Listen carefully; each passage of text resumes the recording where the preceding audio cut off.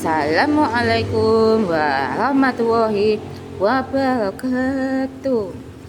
Hai sobat semua, apa kabar hari ini? Alhamdulillah, luar biasa.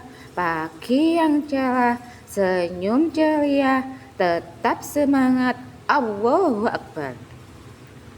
Apa kabar ya hari ini? Pasti semuanya baik-baik saja.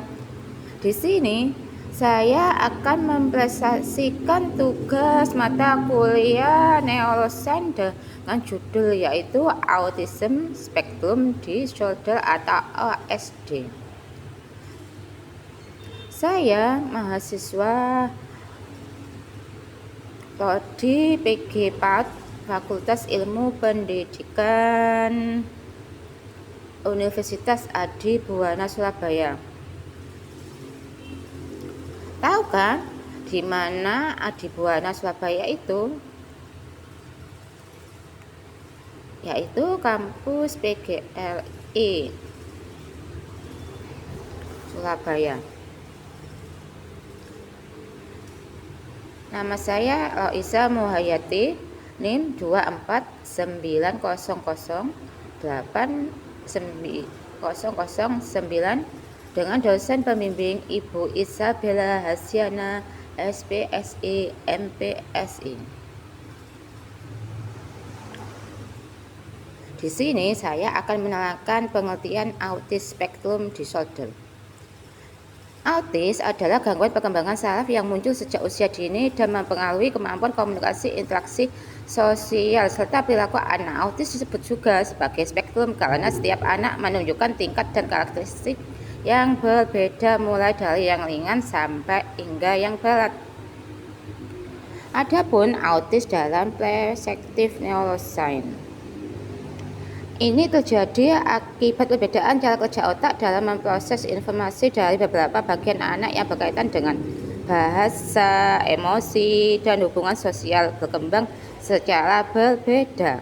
Perbedaan ini bukan disebabkan oleh pola asuh yang salah, melainkan oleh faktor biologis dan neurologis.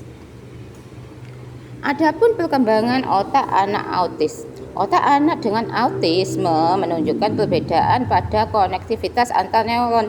Informasi sensorik seperti suara, cahaya, atau sentuhan dapat diproses secara berlebihan atau justru kurang responsif. Hal ini mempengaruhi kemampuan anak dalam memahami lingkungan dan beradaptasi dengan lingkungan sosial. Adapun gangguan komunikasi. Gangguan komunikasi merupakan masalah utama pada anak autis. Anak dapat mengalami keterlambatan bicara, tidak menggunakan bahasa tubuh atau gestur, serta kurang merespon saat dipanggil namanya dan sudut pandang neuroscience. Hal ini berkaitan dengan fungsi otak yang mengatur bahasa dan pemahaman anak.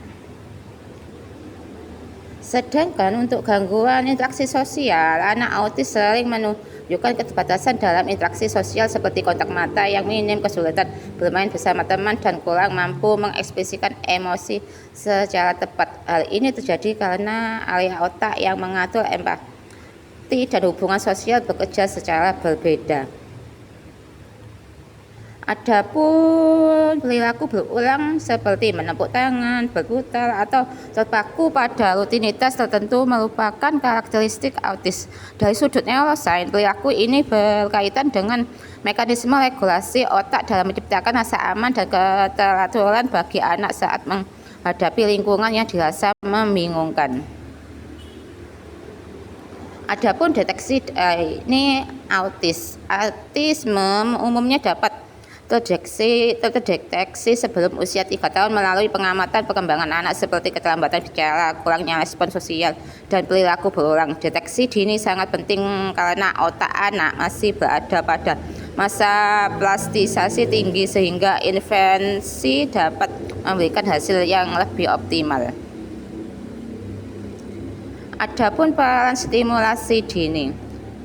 Stimulasi dini yang tepat untuk membantu memperkuat koneksi saraf otak anak autis melalui kegiatan bermain, terapi bicara, dan interaksi sosial yang terstruktur. Perkembangan kognitif, bahasa, dan sosial anak dapat ditingkatkan secara bertahap sesuai kemampuan masing-masing. Adapun kesimpulannya yaitu pendekatan neuroscience memberikan pemahaman ilmu tentang autisme sebagai gangguan perkembangan saraf, bukan sekedar masalah berlaku dengan memahami cara kerja otak anak autis. Pendidik dan calon guru dapat merancang pembelajaran dan stimulasi yang lebih inklusif, empati, dan sosial.